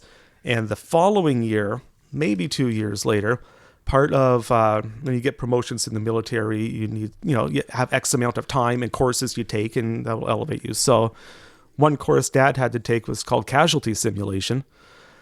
So when the military, they will do drills, because the military is often called in to deal with catastrophic events besides war, natural disasters, whatever. Right. When they do these, they create simulated casualties, and the people involved with responding don't know if it's real or fake. You're called out, you respond to this. You don't know what you're getting into until you get there. And on these ones, they want to make it as realistic as possible. So one of the courses available to him that he took was this casualty simulation course. So Dad comes home one day with this instruction book on how to make fake wounds. And I'm like, now grade, I think it was grade 4 or 5. And I'm like, are you even, like, because it showed a picture of an arm and then putting the putty on it, the flesh tone putty, how to make the edges look bruised. And you take a dull knife, anything you can drag with all your power, it's not going to ever cut you. And you cut into the putty to make a wound. And then you put blood inside that wound and then the liquid blood on top of it. And it looks like a real wound. They put all these actors in the field. The military comes on a training exercise to respond to it. And, as it turned out, this isn't actually real hurt people. It's just people made up to look hurt. Right. The point is to get them trained how to respond. But as a kid, my fingers were in that friggin' kit instantly. And my poor mother, man, I don't know how many days she came home from work and I'd be laying on the kitchen floor in a pool of friggin' blood. And her heart would, and she would scream, and I'm going, I did a good one. She's, oh my God. And she was so angry at Dad for that. She said, you had to take that course. And I would giggle. I thought that was a hoot. And of course, Dad got a kick out of that too. And he'd do injuries on me. And poor Mom she was put through the ringer for years with this Jaybird. stuff. Oh my gosh. The poor woman. So that was the basis of that's where it started. That's where the dark arts started. That between the first movie and the casualty simulation kit, and that's makeup. That was the seed of going to makeup school to do this now with next level gear. Like it was really rudimentary stuff. It was literally putty that stayed malleable and never hardened. It wasn't foam latex appliances or silicone appliances or anything. It was good enough stuff to get done, but you could make it look super realistic. But that was definitely the seed that grew into the flower that became, I want to go to school for this stuff and learn to do this next level. That was it. Next level so that you can come into the kitchen and actually look like there's blood gushing and you're, My parents had always said, where did you get this from? What is wrong with you? I got many notes sent home from school that saying, I think there's something wrong with your son. And they say, did he hurt anybody? And they go, no, but he seems kind of dark. And they said, well, just let him be himself. Let him be dark. Let him be dark. What's wrong with that? Funny. Yeah, there's the seeds of horror. Those stories are never going to leave my mind for sure. That's crazy. That's awesome because it all comes back around, right? It all comes back around. Yes, sir. You got it. And now all of a sudden you're sending me, can we make this picture look horror-ish? Are you kidding? Yes. Wheelhouse. Hell yeah. Wheelhouse. Love it. Do you have some specific horror movies that are you have to say are your favorites? Or? Oh yeah. I mean, I've had ebbs and flows in it. In the 80s, I was a big Jason Voorhees, like Friday the 13th and Nightmare on Elm Street and those ones. As I've sort of gotten older, though, looking back on them, they don't hold up as much. I appreciate them for the art form that is special effects makeup and gore makeup. Awesome. Still love it for that, but the movies don't hold up. So my voyage in horror has always been, what is going to offend me? Who's going to do the thing that I can't even deal with? Like what is the limit that can be pushed? I like it with music too. Push the limit. What can you do in music that's going to probably be more offensive than actually even good? I don't care, but what can you do? And to date, the one that has strangely has been Human Centipede 2. Yes, like the middle sequel too, and because the director just said as much. He said, "I'm not setting out to make a movie I'm not even setting out to make a movie, honestly." He says, "I'm setting out to push every boundary of good taste that there is able to do." And even I think it went direct to video. I'm not positive. It couldn't have seen any theater anywhere in the world. I think you're right. But even like that, they couldn't show it even on DVD or Blu-ray at the time in color. It's in sepia. And it is still one of the most offensive things I've seen in such a great way. It's over the top. And I loved that, a lot of that 80s schlock horror where like Chopping Mall, it's supposed to be corny and it's supposed to be really cheesy, over the top gory effects. That's part of the charm of it. It makes it kind of funny also. But this one didn't work comedy angles, man. This was just what offensive note can we hit? And let's hit all of them. And I remember watching that the first time and I'm saying, well, this has to be the torchbearer then for what I've been looking for. The first one was great because the idea of it, and it was filmed in a way like this could be a thing that could happen, was disturbing. But the next one is, okay, we've established this base thing. Now let's hit every note that's going to offend somebody. And man, it hits them all. I don't even know if they can be discussed. Go watch it if you dare, I suppose. But they hit everything. There's nothing they really leave untouched as far as good taste goes. It is just one of those things that, and it's funny because all these people are like, oh, it's this shockingly boring movie, blah, blah. And it's like, just looking at pictures from Human Centipede 2, like, just to like refresh my memory, because I did see a little bit of it. It's like, this is not a movie you're going to sit down and watch because, oh, I like the plot of this movie. No, there's no story. No, it's a bunch of people getting sewn together, lips to asshole. I mean, at the end of the day, this is what we're dealing with, man. Like, there's no Oscar nominations here. No, it's like, sure. And the Oscar goes to. But I mean, the other thing about it too is like the special effects are actually disturbingly great. Yeah, and hence it was only like shown in sepia tones. You don't ever see the red of any blood. It was too much for public consumption. So that's sort of that's where I got as far as that goes. Yeah. But like all-time favorite horror-ish movies, and there's a couple sci-fis in there too that have stuck with me.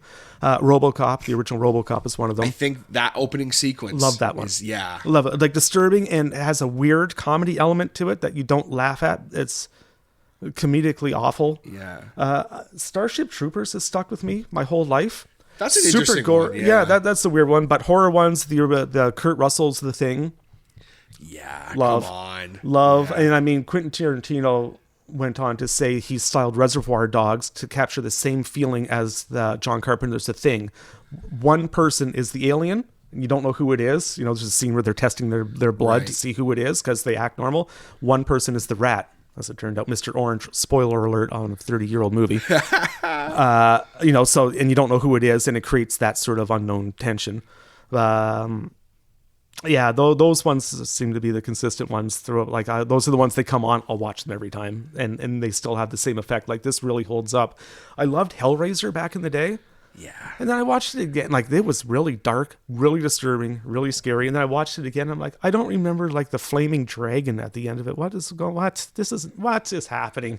This doesn't hold up. And it was so disappointing to me. I love the idea of it still, but the ones that I thought were great in the day. And in the day, man, when I was in the Freddy Krueger, Jason Voorhees days, I was about 19 years old. Which, I mean, come on. I went to the Fangoria, the horror magazine. It was huge at the time. They had a weekend of horrors in Toronto where they brought in Kane Hodder, who played Jason in a couple movies. They brought in like a horror convention. I was there. I was at that. Like that was the thing. When I was into that stuff and it meant a lot, it meant everything. I was hyper focused on it. It was my life. All my shirts were all those horror guys at that time. And as your taste changes as you get older, but they'll always hold a nostalgic place in my heart. But they don't hold up as movies as much as they did anymore. You ever get into like some of like the more newer age of horror, like the Conjuring stuff and things of that nature? Yeah, we like that. Yeah. Michelle and I watched a lot of those Conjuring ones a lot. Yeah, that whole series. There's some good stuff out there. That's what got me was like, because I never really was, and I've talked about this on the podcast before, but like I never really got into a lot of horror. But then Sam wanted to. I think it was The Conjuring 2, if I'm not mistaken. And I remember watching it, and I'm like, "There's a plot here, and they're all connected, and Annabelle and all that. Like it's all connected." Yeah, The Haunting of Emily Rose or something. Like there was a couple of those where they had those two main characters, like the psychic-ish lady, and they had the artifacts in the room. Yeah, yeah. It's all that whole series, and I'm like, okay. And there's like the nun, and she makes an appearance, and this and that, and it's like, I turned to Sam and I said, "This." That's up your alley. I can see that. It's story based. It's story. It's a horror story. There's not jump scares for the sake of jump scares and like not gore for the sake of gore. It's all something. And I think one of the funniest things with horror that we watched recently that still to this day nothing's messed me up more than this one moment in this one movie. Oh, nice. There's two moments in my life that have messed me up more than anything to do with horror. One of which was a video game, Silent Hill 4 The Room. Oh, Silent Hill franchise was awesome. Did you ever play The Room? Silent Hill 4? Yeah? Yes, man. Okay, you might remember this then. So I'm playing this game. I was 13, 14, I think, in that somewhere in that ballpark. Younger, not into horror, but I really liked this game. So I'm playing, and there was freaky moments, but nothing serious. And I'm like, this isn't that bad. And, so in the thing, you go out of your apartment in these supernatural situations, but then your apartment's haunted and all this stuff. And Yeah. So I come back out of the bathroom, and I remember this so fucking. You probably know. I think and I know. All I hear is this. Yeah. And I was like, the hell is that? It sounds like kids. Silent Hill was great, I remember, too, for using where the sound was to make it feel like you were more immersed. And video games in general are scarier because you feel like you're more in control or vulnerable instead of just watching it as a movie. Yeah, and I remember so vividly. I come around the corner, and I look, and there's this wall, and there's these faces of children in the wall. I remember. And they're trying to get out, and they're just going like, yeah. And I remember I'm looking at this, and I'm just staring at it. This is creepy as hell. And I got up, walked over to the console, turned it off, pulled the game out, put it in the case, and I didn't touch it for a year and a half. And I just went and laid in my bed and stared at the ceiling and just went, I'm not going to be able to get this image out of my head for a while. I thought I was going to throw up. I just, for whatever reason, that is hilarious. How old were you again? Like 13, 14 yeah, that's kind of formative years too. Yeah. And then also the telephone thing was like you'd hear like the just right. I'm always watching you and like, oh man, what the fuck. But then the other one, which was recently, was the movie Sinister.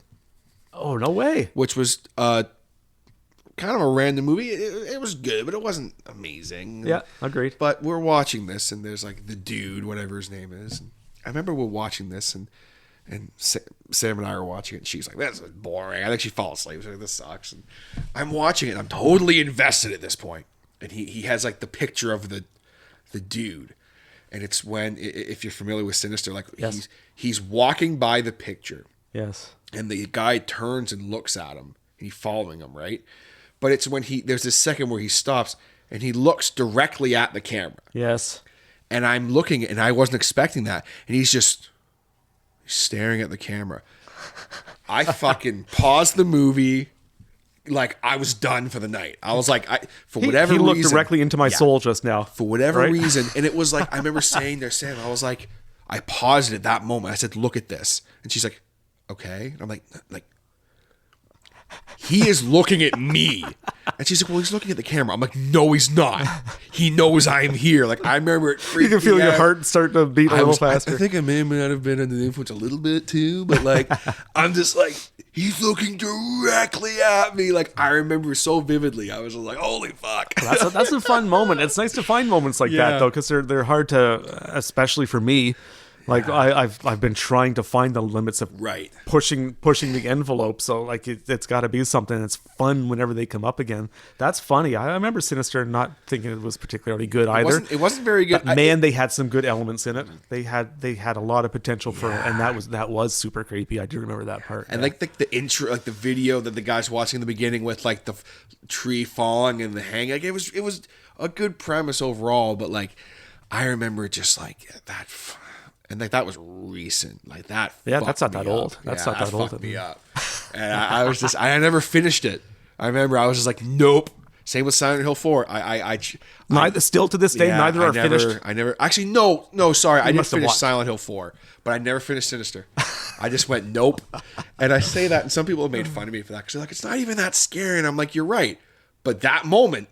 He was looking at me. Like to this day, I'm like, nah, man. And we're not going to revisit that. I'm good. I don't need to do it. I don't need to see any more of that. You know? I would be remiss if I did not mention too. I think maybe the heaviest influence that still does hold up in pure horror, not like the Thing is kind of sci-fi, would be the original 1970s Texas Chainsaw Massacre. I mean, yeah, come on. And it was. This is what we talked about earlier, and we're going to come full circle, which is always great. Is passion projects, right? As if the people receiving the thing you made can feel what went into it, you got something. And Toby Hooper, director of Texas Chainsaw Massacre, the original one, intentionally filmed in Texas at the hottest part of the summer. He did everything when the cameras weren't rolling to make his cast feel really uncomfortable and effing pissed off. Like he took, I'm not sure of all the details. I will say things I sort of remember hearing said about it over the years is he'd mess with the air conditioning in the trailers. Like the conditions were really awful. The bugs were terrible in some areas on purpose. He wanted to go, he made it because he wanted it to feel, first of all, like they weren't acting like it was hot, but they were really physically uncomfortable and angry and upset and beat down. He worked them longer hours on a shorter schedule to get it done, so they were tired. And looking back at that movie with, again, there's no real plot except people, out-of-towners get lost and come across a family of loons. Yeah. But the main character of that is just so simple and dangerous and violent for no reason that he's just snatching people and terrorizing them with a hammer, like a mallet and a friggin' chainsaw is so raw and it feels so real and holds up like you look back on older movies and think it was great at the time, but not. I still watch it and feel uncomfortable watching it. Yeah. I think that's one too, that like, it's an uncomfortable, it's a thing where you look at something and you have that feeling of being uncomfortable. It feels in the way, and because now it looks grainy, it feels like it's real footage. Yeah. I've watched every remake and sequel of Texas Chainsaw Massacre just because they're out there. If you're going to make it, I'm going to watch it because we watch a lot of stuff, and I'll do it. And the more slick it gets, the less that comes out of it, even though it could even look more realistic as far as the special effects go.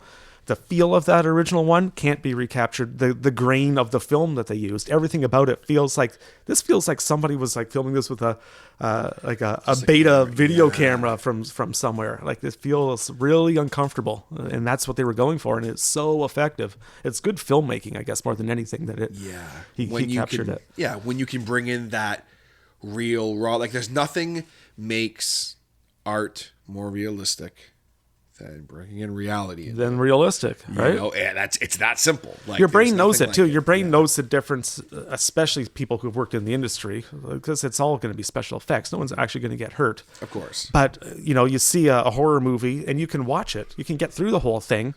As violent as it might be, you might not like that type of stuff, but you could get through it.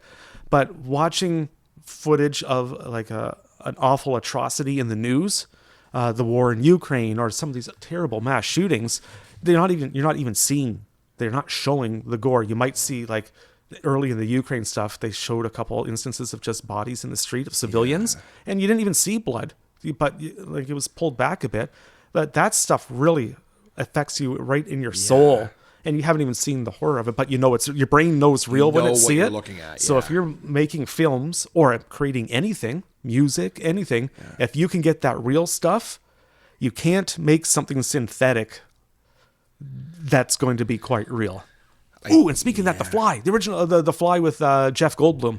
Yes. Love that one. When he put the steak through and then made Gina Davis try it, and she goes, "Ooh, no, it tastes synthetic. There's something wrong with it. It looked like this. It cooked like the steak." And he's like, when he tried the transportation device the first time, and I thought that was a cool scene because that's totally true. Like everything might be identical, but if it ain't real, it ain't real, and your brain somehow knows real and not real. It knows the difference, and you hope it knows the difference. And the best stuff that's done is the stuff that can sort of touch that line of it's fake, but man, we're gonna make this feel like it's real other ways by making the actors, instead of acting uncomfortable, just make them uncomfortable.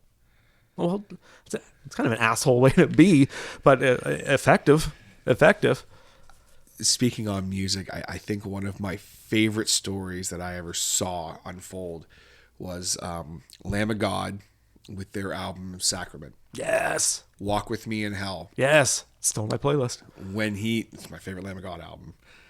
When they were recording that record, you might even know this story, but when they were recording that record,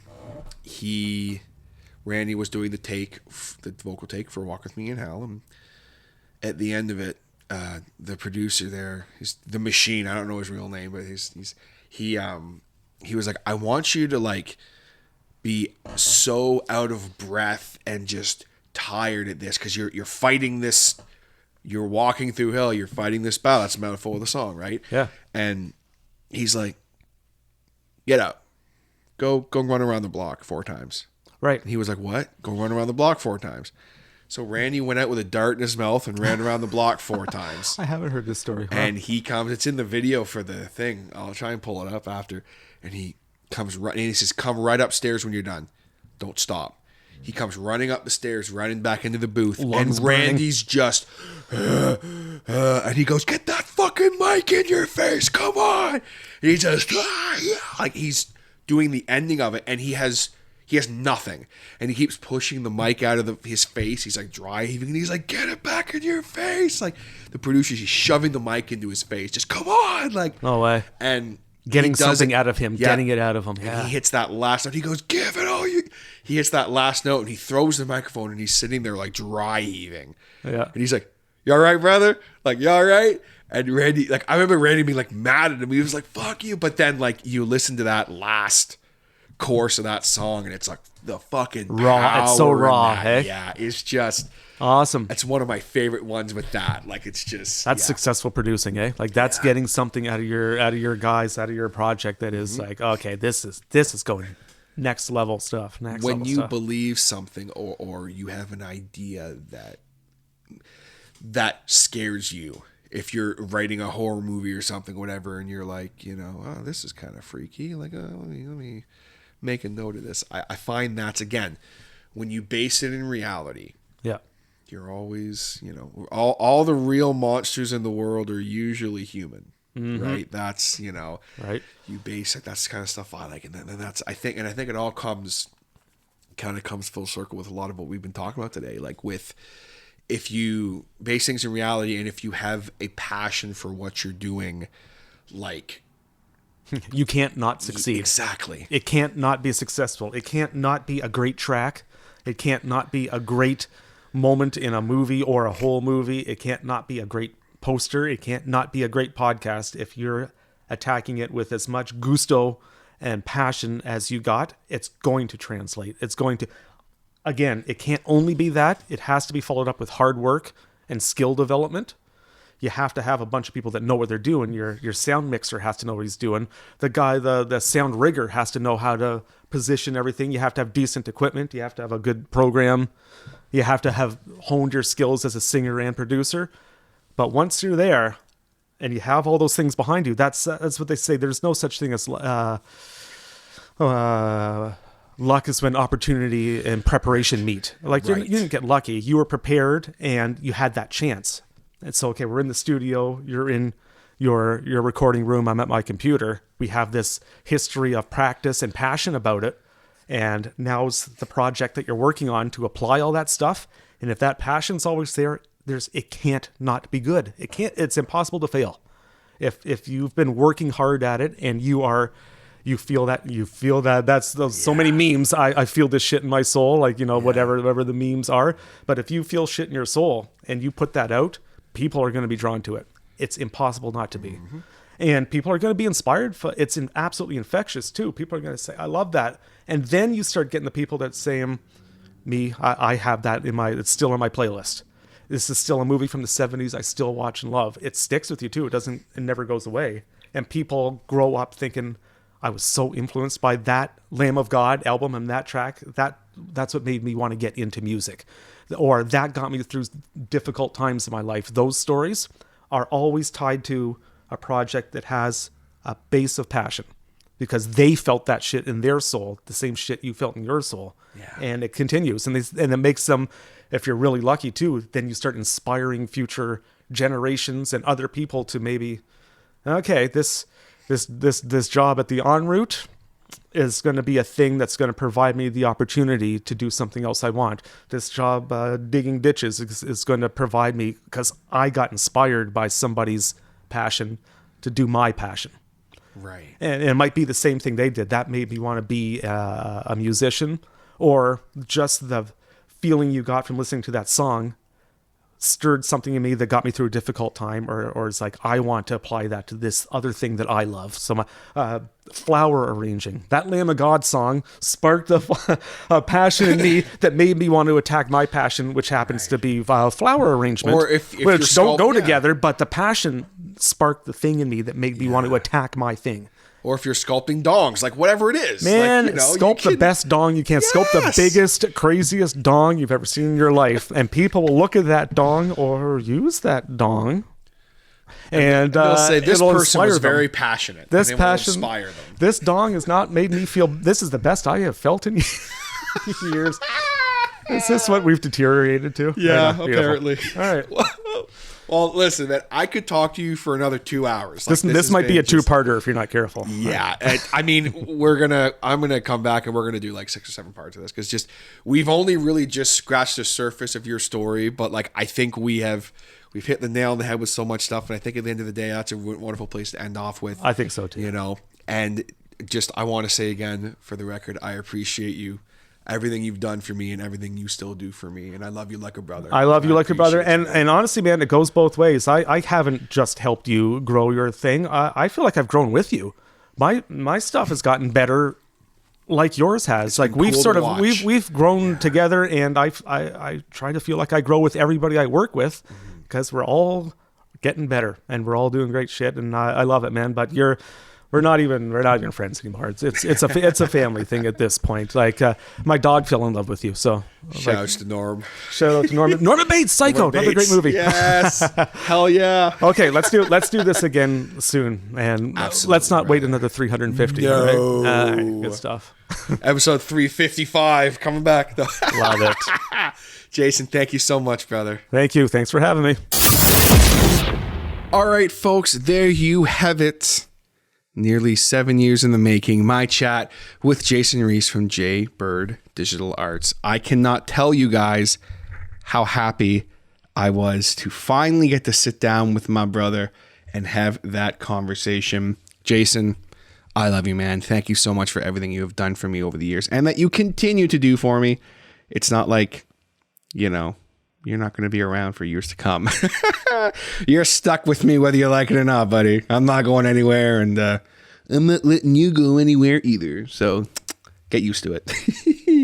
If you would like to check out Jason's work, you can do so by going on www.jaybird, that is Jaybird, digitalarts.com. Not .ca like I always used to say, .com. Check him out. He is the best in the business, and he deserves your support. Thank you so very much for listening. I hope that you enjoyed this conversation. I have tons of other fantastic content from over the last 350 episodes. This is a huge milestone for the Harder Show, and I'm so happy I got to share it with Jason and with you.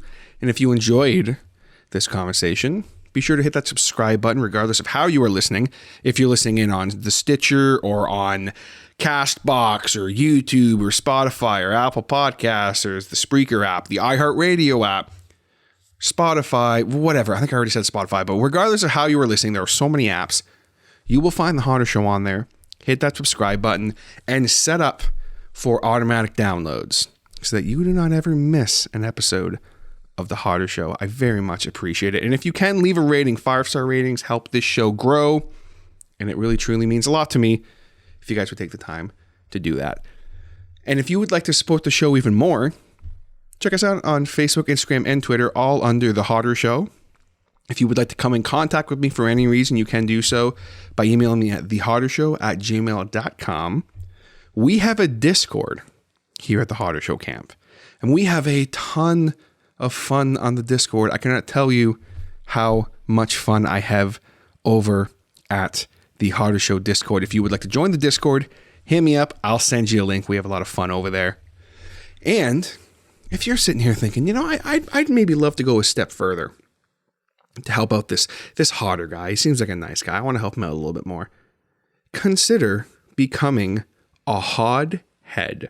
My Patreon supporters, the homies, excuse me, I said it wrong. My Hod Heads. Just like all the hotheads, I'm going to give a shout out to right now. We, of course, have the OG hothead, Mr. Scott Duquette. Scott, thanks so much for everything over the years, brother. You know I love you. The Grey Rooms podcast. I, of course, am a proud member of the Grey Rooms Productions Network family, and they are patrons of mine long before I was on the network. But huge shout out to the Grey Rooms, my favorite podcast. I have so much love for everyone over at that camp. Ronan Kamori, otherwise known as Mo, over on the Discord. Ronan, thank you so much for all your support, brother. You know how much I appreciate it. Wolf Delta Pi. Wolf, thanks so much for all the support, brother. I really appreciate it.